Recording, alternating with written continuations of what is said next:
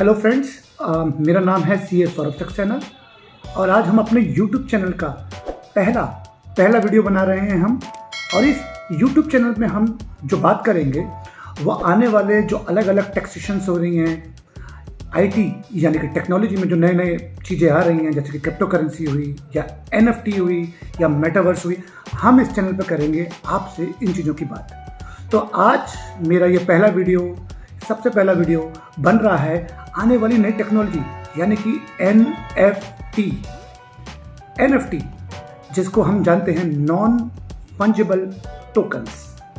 अगर मैं इसको टुकड़ों में तोड़ के पढ़ूं तो फंजिबल मतलब होता है नॉन रिप्लेसेबल, यानी कि एक ऐसी चीज जो एक नई क्रांति लेके आएगी टेक्नोलॉजी के क्षेत्र में, जो कि किसी तरीके से कॉपी नहीं हो सकती। चलिए पहले बात करते हैं कि NFT होता क्या है।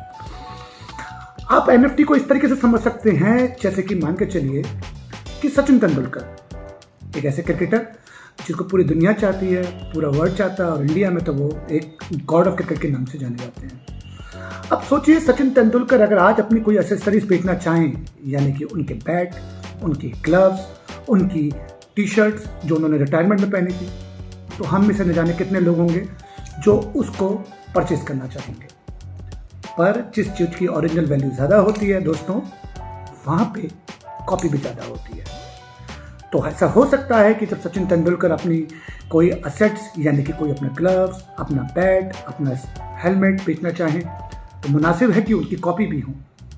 तो NFT इसका क्या करेगा दोस्तों? NFT आपकी कॉपी, आपका पेटेंट, आपकी इस तरह की चीज़ों को रोकेगा। वो कैसे? यानी कि मैं आपको इसे एक एग्जांपल से समझाता हूँ। सपोज करिए कि सचिन तेंदुलकर आज अपनी असेट बेचना चाहते हैं, तो सचिन तेंदुलकर बेचेंगे अपना बैट, अपना ग्लव्स, अपना हेलमेट। पर सचिन तेंदुलकर ने वो असेट बेचा किसी ए पर्सन को। ए ने बी को बेचा, बी ने सी को बेचा। अब अगर सचिन तेंदुलकर ए को कोई एसेट बेच रहे हैं तो वहां पे कॉपी का कोई डर नहीं है, क्योंकि देने वाला खुद गॉड ऑफ क्रिकेट ही है। तो वहां पे कॉपी होने का कोई चांस ही नहीं है, और बंदा आराम से निश्चित होकर खरीद सकता है कि मैंने जो चीज़ ली है वो जेन्युइन है। पर सोचिए जब ए इस एसेट को बेचेगा किसी बी को, यानी कि सचिन तेंदुलकर की वो टी-शर्ट जो उन्होंने रिटायरमेंट में ली, वो ए ने खरीदी और ए ने किसी बी को बेची। अब बी को तो पता ही नहीं है, बी तो ए से खरीद रहा है। जो ए उसको बेच रहा है वो जेन्युइन है या नहीं है, पता ही नहीं है किसी को। अब NFT यहाँ पे क्या रोल प्ले करता है? NFT यहाँ पे ये रोल प्ले करेगा कि जब तेंदुलकर अपना कोई टी-शर्ट, अपना हेलमेट, अपना बॉल किसी ए को बेचेंगे, तो साथ के साथ वो एक ब्लॉकचेन पे आने वाला टोकन, यानी कि हम जिसे कहते हैं NFT, वो देंगे ए को, यानी कि टी-शर्ट भी और टोकन भी। तो अब ए उसके ओरिजिनल मालिक हैं या नहीं है, ये सबूत है मिलेगा टोकन से, यानी कि जिसके पास टोकन है वो तेंदुलकर की टी-शर्ट का ओरिजिनल मालिक है।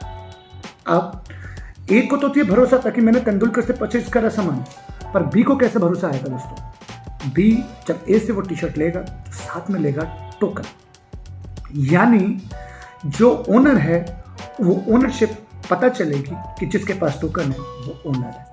क्योंकि ये ब्लॉकचेन टेक्नोलॉजी पे बनना है और इसका नाम में भी नॉन फंजिबल है, तो कैन नॉट बी कॉपीड, ये कॉपीड नहीं हो सकती।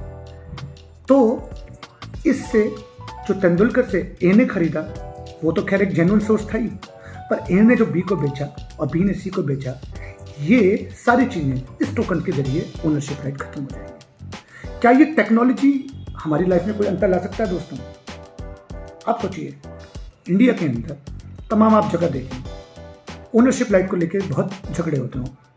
किसी ने किसी को लैंड बेची और लैंड बेचने के बाद वो कोर्ट में केस लड़ रहे होते हैं कि जिसने बेची वो तो ओनर था ही नहीं, या जिसने बेची वो बाद में मुकर गया कि मैंने बेची नहीं है। अब ये इसको कैसे ठीक करेगा दोस्तों?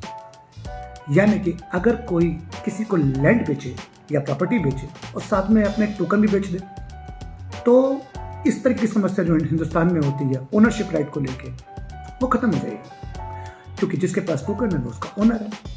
साथ के साथ दोस्तों, अगर आप ये बात नोटिस करें कि पेटेंट, कॉपीराइट, ट्रेडमार्क जैसे अधिकार, जो मेरी डिस्टिंग्विशनेस है, जो मेरी यूनिकनेस है, अगर वो टोकन के जरिए ही मैं किसी और को ट्रांसफर करूं, तो ये ओनरशिप राइट को भी ख़त्म करेगा। नॉन फंजिबल टोकन्स यानी कि ये फ्यूचर है।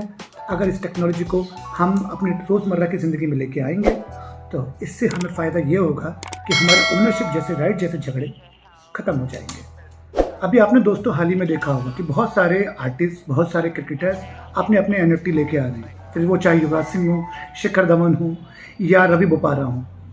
पर एक सवाल ये भी उठता है कि क्या ये NFT केवल आर्टिस्ट ही ला सकते हैं, यानी कि आर्टिस्ट ही के लिए ही NFT उपयोगी है? तो आप जैसे से ये वीडियो देखेंगे तो आप ये समझेंगे कि आर्टिस्ट नहीं, ये हर तरीके की ओनरशिप राइट के झगड़े को ख़त्म करेगा। आने वाली सीरीज़ में मैं नॉन फंजिबल टोकन्स और मेटावर्स पे और क्रिप्टो करेंसीज पे आपको समय समय पे ऐसे ही सेशंस लेके आऊँगा। और क्योंकि मैं एक एक्सचेंज का काम भी संभालता हूँ तो मैंने बहुत नज़दीक से देखा है, और इस यूट्यूब चैनल लाने का पर्पस भी यही है कि आप लोगों को मैं इक्विप करूँ आने वाली टेक्नोलॉजी से। तो अगर आपको मेरा ये कंटेंट पसंद आया हो या आप चाहते हैं कि आने वाले टाइम पे मैं इस चीज़ को और लेके आऊँ, तो प्लीज़ इस बेल को टच करिएगा और सब्सक्राइब करिएगा हमारे यूट्यूब चैनल।